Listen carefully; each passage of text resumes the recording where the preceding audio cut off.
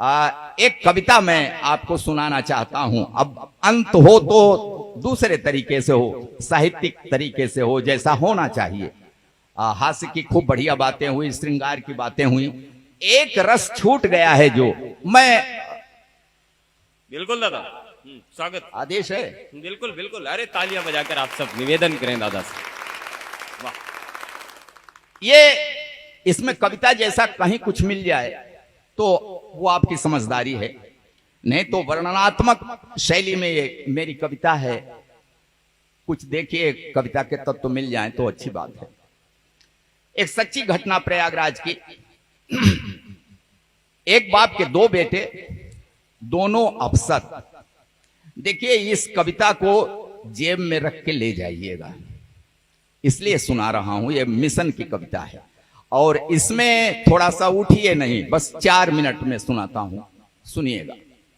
एक बाप के दो बेटे, दोनों अफसर, दोनों की मां का देहांत हो गया। उन बेटों की मां का देहांत हो गया। 13वीं बीती। 13वीं के दूसरे दिन दोनों बेटों ने बाप से कहा।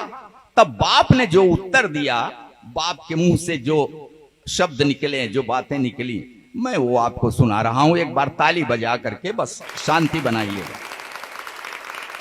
बाप ने कहा कि खेत बाग घर बेच दूं, चलकर रहूं तुम्हारे साथ शहर में। 1 महीना छोटे के घर, 1 महीना बड़े के घर में। भले अफसर हैं बेटे, बंटवारा बाप का इसी तरह से होता है। तब बाप ने कहा कि खेत बाग घर बेच दूं, चलकर रहूं तुम्हारे साथ शहर में। 1 महीना छोटे के घर, 1 महीना बड़े के घर में। ठीक कह रहे हो मेरे बेटों, समझ में मुझसे बढ़कर हो तुम। मैं किसान अनपढ़ गंवार हूं, पढ़े लिखे हो अफसर हो तुम। कांधा अपनी माँ की अर्थी को न दे सके, इसका गम है। नहीं आए थे जिस दिन दाह संस्कार हुआ। तब कहा बाप ने कि कांधा अपनी माँ की अर्थी को न दे सके, इसका गम है। लेकिन 13वीं पर आए, ये एहसान क्या मुझ पे कम है? क्या बतलाएं, हमने तुमको कितने नाजों से पाला था। तुम दोनों को चमकाने में खुद को धूमिल कर डाला था। ढंग की शिक्षा के प्रबंध में दिन बीते कितने बेढंगे। किसी तरह सिर ढका अगर तो पांव रह गए अपने नंगे। तुम्हें जिंदगी मान लिया था, तुम्हें जिंदगी मान लिया था, इसी लगन में थके नहारे। हम कितने बेरंग हुए, तब सुर्ख हो सके स्वप्न तुम्हारे।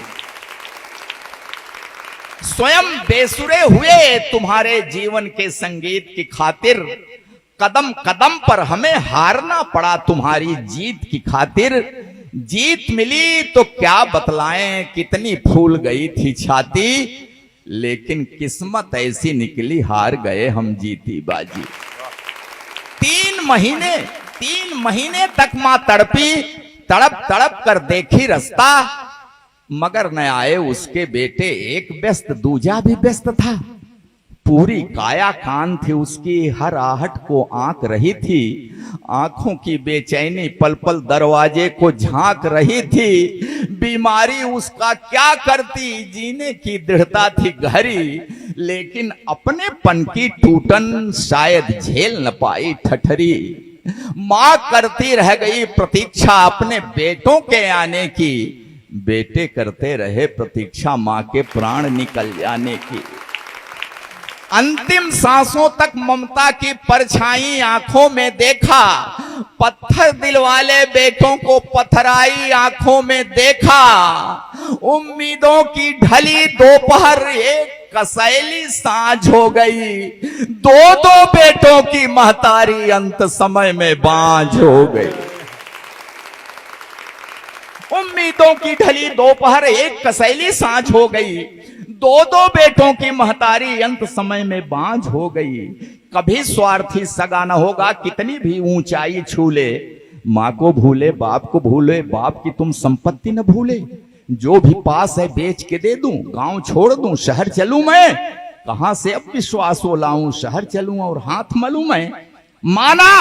माना कम है सुख सुविधाएं, लेकिन जीने का आधार बहुत है। पैसा बहुत नहीं है, लेकिन मेरे गांव में प्यार बहुत है। वाह वाह, और एक कड़ी बात कह रहा हूं आज के इस समाज से।